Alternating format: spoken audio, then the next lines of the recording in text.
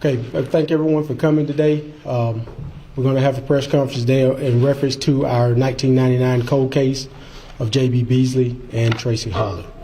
I have a script that I want to read from, and then I want to have some other speakers come up. First, on August 1st of 1999, two Dothan teens were found murdered here in Ozark on Herring Avenue.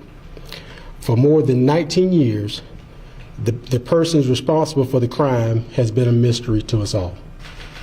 The arrest of California's Golden State Killer, 72-year-old Joseph DeAngelo, brought national attention to the new technologies in DNA advancement. Last fall, I sought the services of Parabon Nanolabs, a DNA technology company in Virginia, to assist us in the investigation.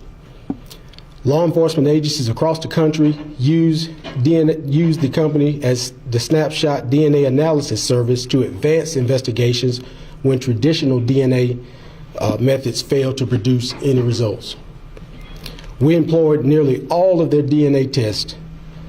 Phenotyping gave us a description of an unknown suspect. Genetic genealogy helped us to identify the family from which he descended, and kinship testing ultimately narrowed the suspect list down to a single individual. We collected a DNA sample from the suspect, and our state crime lab confirmed that it matched the DNA from the crime scene. The genetic genotyping yielded a match to the DNA sample, again taken from the crime scene in 1999. Now, on March 15th, 2019, investigators located and arrested 45-year-old black male Coley McCraney of Dothan. McCraney grew up here in Ozark, and he attended all of his schools here in Ozark. First and foremost, I would really like to thank the entire Parabon team, particularly the genetic genealogy unit, for assisting us in this investigation. Without their assistance, we would not be here today. I would also like to thank GED Match, the public genetic genealogy database that was used in this case, and the participants of GED Match who make these type of investigations possible. And some of you may have some questions as it relates to the genetic genealogy, and Parabon has provided us with some informational handouts so that you may make yourself more familiar with the process and the procedures that they use. So when we actually leave, there'll be some handouts on our table outside. We'll have a phone number where someone could answer any questions that you may have. It'll have the breakdown of how they do this process. It's 3 pages of information. Also, I would like to thank all of the gentlemen and ladies in the room as we go around to stretch this room. Over this period of time, all of these people has had a hand. They worked hard to see this day happen, not just for our families of the victims, but for our community and for our respective departments.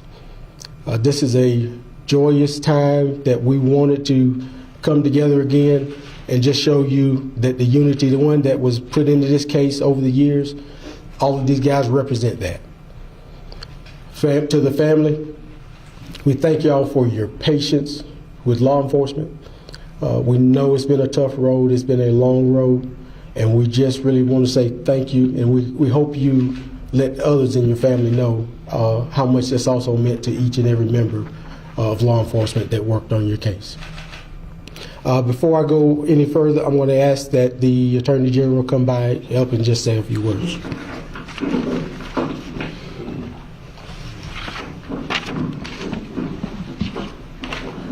Chief, thank you. To the family, let me say this. You hear this referred to as a cold case. What I hope you recognize today is it was an open case, an ongoing investigation. And as Chief talked about, the many people that are in this room today that at some point in time pursued leads, gathered evidence, offered advice. I hope you understand that the two victims in this case were not forgotten. And today is a beginning. It's not ultimately justice for you, but what I hope it does is begin to provide some answers that you've thought about for almost 20 years now. The things that you don't know that occurred and want to know. And maybe today is a beginning of you getting some answers and ultimately you finding accountability and for you to be able to obtain justice. So I really want to take from the perspective of Attorney General that this is a reflection of what I already know about law enforcement in the state, is that cases are not forgotten, cases are not filed away, but instead we simply are looking for that next lead, for that next piece of information that we can use to be able to provide answers and accountability like we have provided for these families today. Chief Walker has been a remarkable advocate for these two victims, but more importantly, he has shown simply shoe leather work to make sure that we got here today. And Chief, I commend you for that. He didn't have to make that outreach to a forensic lab in California. He didn't have to go that extra mile. Mayor, you didn't have to provide him with the resources that this city incurred to be able to do that testing. And what today reflects is simply somebody who was passionate about providing justice for victims. And Chief, I commend you for that. But the other thing that I know is that this community is blessed with an outstanding prosecutor who's going to work diligently with his office to be able to make sure that this case goes forward. Kurt, thank you again for your work, and I want you to know we stand ready to support you in whatever way that you need. Today is a good day, but it's just simply a beginning of a process that will now take place in court. And in many ways, there's probably lots that you would want us to talk to you about today that we simply can't answer because that occurs in courtrooms. It's through witnesses, and it's in the testimony that's ultimately offered in a trial of this case. But what I do know is today is a good day. And today is a reflection of an awful lot of hard work with people who very much wanted to make sure that we could get to the point that we could provide justice for this family. And so that is the intention of everybody in this room. That will be our mission going forward. But it also is a reflection of how emerging technology can be used by law enforcement to help us solve questions that for years we don't know the answer to. And so I'm grateful for the fact that, again, this city is allowed for that technology to be used in this case, that we then will delve into the science to be able to explore what it can do for us further. I will tell you that just simply a couple of months ago, I met with a company that did something similar along with our officials at Forensic Science to say, how can we bring this to Alabama and how is it that we can help communities? Because there is more than simply one open case in this state. There are obviously countless ones that we want to provide answers to for families. And what I hope today is not only to this family an acknowledgement that we stand behind them, but also to those many families in this state who still have unanswered questions, that we'll continue to work and do what we can to give them an opportunity for justice like we're doing here today. Chief, again, thank you for all your hard work and for this agency and for everybody that here is in this room today.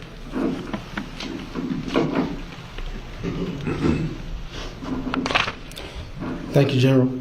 So we'll try to let you answer one or two questions. There's a lot we can't tell you. I'll go ahead and tell you going in, and I know a lot of you may ask the question still, knowing that we can't release any information.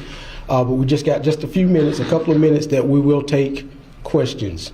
So let's start and we'll work our way around. Yes, sir. Chief Brian Henry from Channel 12 out of Montgomery. Can you give us some sense of how it all went down with McCraney? Did you approach him at his house, business, and what was his reaction when you confronted him? Are you talking about it at the arrest? That's correct, okay. Yes. No, we did not. We actually called him off-site. He was traveling, and we made a traffic stop and took him into custody on a traffic stop. As between Delville, was down at the bottom of where Parish Road is in Delville. It was right in that spot there. And how did he react to all this? Oh, it was without incident, and we had no issues, no problems. Has he confessed? That we cannot talk about at this time. Can you give us some sense of why, unless I misread it, there are 5, not 2, but 5 capital murder charges against the victim? We'll hold that one just a second. I'll get a VA to answer that one. Okay. Chief Kim Chandler of the Associated Press, can you describe the source of the suspect DNA found at the crime scene? Was it hair? Was it body fluid? Was it touch DNA? Got to hold that one. we'll try to get that down the road, but we got a lot of things we're still putting together with this case, so I don't want to divulge any of that at this time. Can you describe what this arrest means for this community? You know, for this community, it's been a long time coming, and like I told you, with the victims' parents, it's everywhere I've been the last 48 hours, people just have a sigh of relief to know who was responsible for this crime. And it's so hard to express just the look. If you just, they didn't have to say a word, just the look in their face was just a sigh of relief. And all of them would mention that I know that family has been through hell over the last 19 years, and they were so happy for the families. Chief Walker, when you and the department heard the news that there was a match, what was your reaction after all these years? I had to sit in my chair for 3 hours and just, we've all been working on this thing for so long, and it's one of the things where you say, is this really happening? Is this really happening? And so I had to take a little time to just sit and think and reflect, and then once we did that, we assembled a team and we went to work again. When you were appointed chief back in 2015, did you have any doubts this would ever be solved? Because at that point, when you were appointed, we were talking 15 years or so since the bodies were discovered. Did you ever lose hope? Anybody that knows me, even in this room, I've always said the same thing. It will be solved.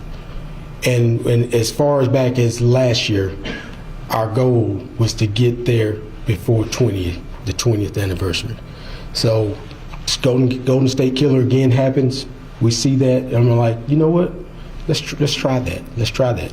And so that was, and I'm a spiritual guy, so it's all God's work.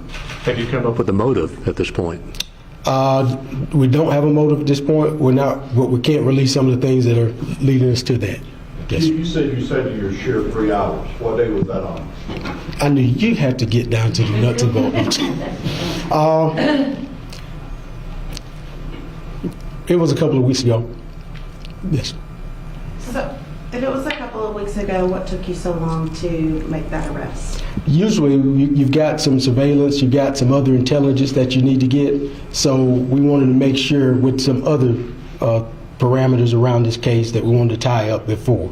So are you saying you have more than DNA that led to this charge? No, ma'am. I'm just saying we worked at some other angles to try to get there. Was anyone else involved, or can you say? At this time, I can't say. And also, when they left the convenience store, can you say if they went down Broad Street? Or Can't get into that right now. No, sir. Can you tell us what you did back in 1999 to preserve evidence found at the crime scene? How you were able to preserve it this long? Well, the evidence that was collected at our forensic lab, so it's been there. How were you able to preserve it for this long? I mean, where has it been all this time? How were you able to have it in such good condition to be able to send it back to a lab? Well, that's what I'm saying. The lab, we were able to preserve it by putting it in our evidence room in a refrigerator freezer environment. Chief, any way to describe how the two girls allegedly came in contact with McCraney? I mean, how did they meet? Okay. I won't be able to discuss that at this time also. Chief Walker, right now we know the current charges that you have provided to the media. Are there any adjustments coming to those current charges? Okay. If you will, Kurt, when you come by and answer the charge questions. Chief Walker, one more thing. This man traveled for a living. He was a truck driver for many years. Have you had any communication about it? Is there any reason to believe he may have done this somewhere else? We're actually going to look into that. We don't have anything that says that. But we're also going to check into that. But you would agree that in cases like this where you have these type of crimes, in some of these cases, they do it more than once. I'm not saying this case, but generally speaking. I mean, in past people have, but you can also say that the other way, so.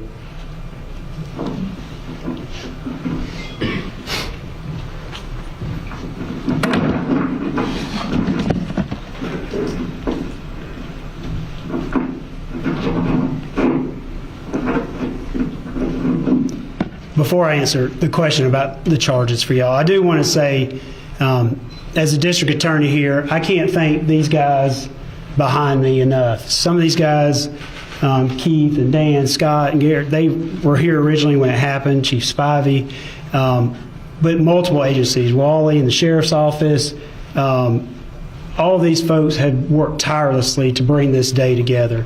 And I can't thank General Marshall enough for his assistance with his office and his investigators. And when I say we have an Attorney General for this state that really cares about victims, we do. And when he says he'll offer whatever assistance we need, he will.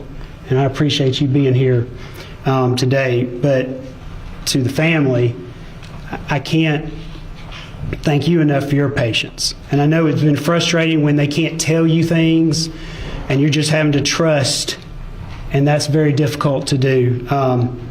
And I cannot imagine what you've been through and what you're thinking today. But I can pledge you this, that my office will be the voice for J.B. and Tracie. And that's our job, and I pledge you that.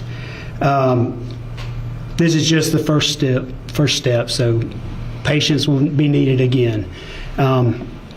As to the charging decisions, and I know it seemed a bit complicated, but under the capital murder statute, he's responsible for each death.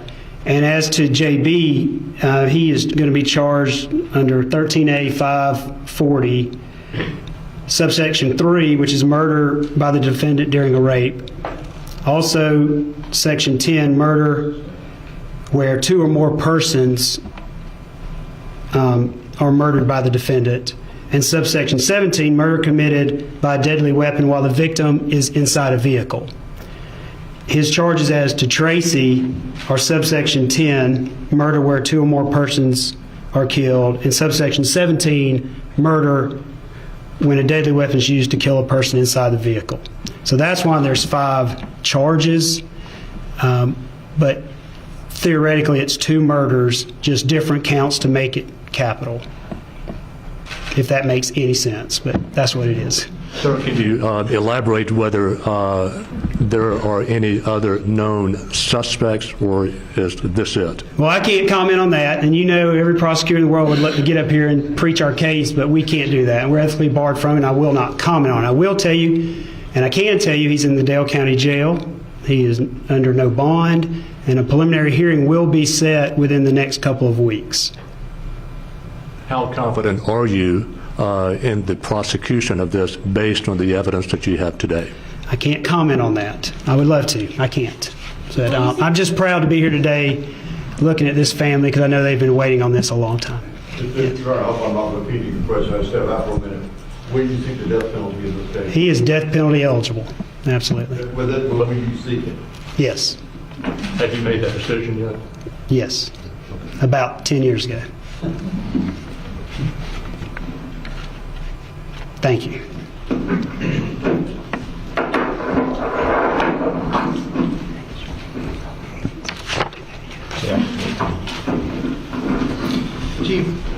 Chief, was his name personally recognizable to you, Mr. McCraney, since he grew up here, and what was your reaction when that appeared to be the prime suspect? It was, he grew up here, he went to school here, so did I.